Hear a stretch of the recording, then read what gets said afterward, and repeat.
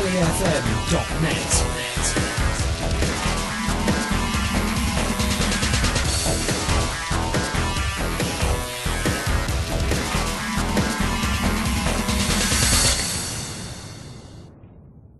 Well, Robin Bradford back on rallyfm.net. I've got with me Mark Hamilton, the chairman of the Barbados Rally Club. Mark, welcome.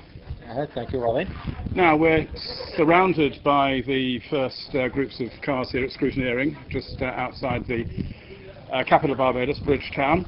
The Barbados Rally Club has come a very, very long way since 1957. Yes, I would have to agree with that.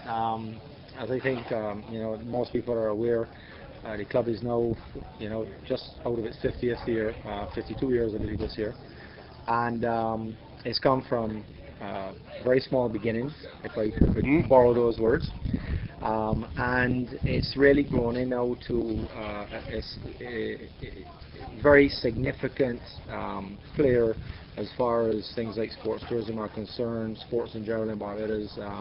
The club has taken on a level of professionalism that's been increasing every year over the last 10 years.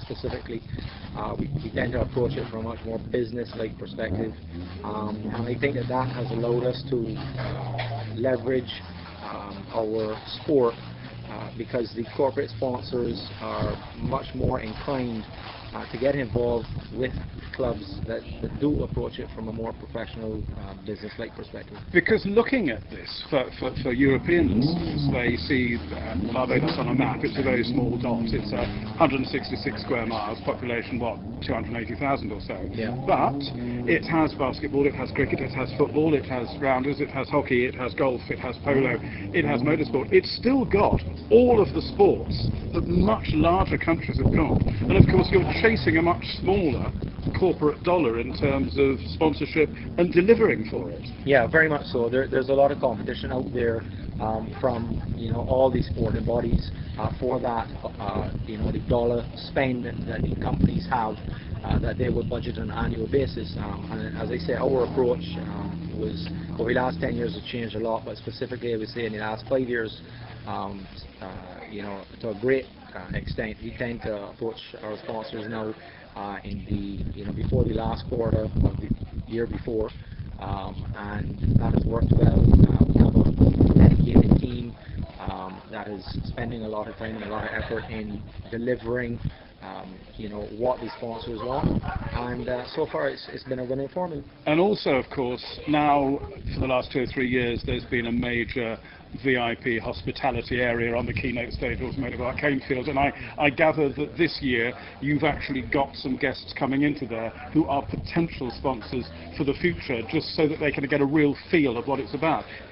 Yeah, that's correct. The reality is, although we have sponsors on board that have been supporting us for many, many years, as we add layers of additional things to the event every year, it is growing and it becomes more complicated to run, and with that always there's a price tag attached. So our view is that we need to expose the product and what the club does to potential sponsors, and get them on board and have them understand what the sport has grown to, because there are still those sponsors out there, although they hear about the rally, unless they're immersed in the actual day's events, they don't really, they can't touch it and feel it, and they don't understand the level. Yes, because a promotional DVD, however professionally put together, is all very well. But one of the things that a lot of my European friends who come here for the first time say, the noise, Bradford, the noise, and that you cannot feel by looking at a DVD. Yeah, it's just the energy and the atmosphere, particularly in stages like Cane Field. When you're coming on into the late afternoon and the lights, the cars start to come with the lights on, and there's a fever pitch. You can nearly feel it in the air, and I think, by and large, the 20-25,000 spectators that come out are generally quite knowledgeable in the sport, and they know the cars, they know the people, they follow the sport across the board, and it is something that I think has grown into quite a product now. One final question.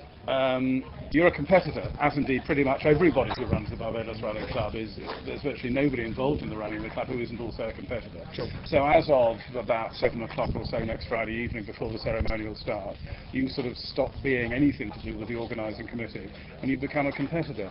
Is this the 1 year, bearing in mind the quality of the entry, that you sort of think, do I really have to go and drive my car, or wouldn't I rather watch the rally? Yes, that has come to mind on more than one occasion. Not only that, in terms of enjoying motorsport, I do enjoy watching, and the class and quality of what drive-on car that we have this year is the best we've ever had by a good bit. And the thing about it too, with my my club hat on from an organising perspective, I'm one of these people that also like to be around and about to deal with any issues that may come up. Because I've chosen to drive this year, and it's not that I'm looking forward to it, we have very competent people, and we're going to rely on them to get the job done, as we always do. From my own perspective, I'm quite looking forward to the battle that I traditionally have with my good friend Mr. Still. And, I'm not sure he's looking forward to it, if I'd say that. I think he will have quite a few score marks. Who's breathing down his throat this weekend? So, King of the Hill would be a good measuring stick. We've got some more stuff in the car, so we've rectified the issue with top speed. So I feel pretty settled. Excellent. Mark Hamilton, Chairman of the Barbados Rally Club, thank you for talking to RallyFM.net. Thank you, Robin. RallyFM.net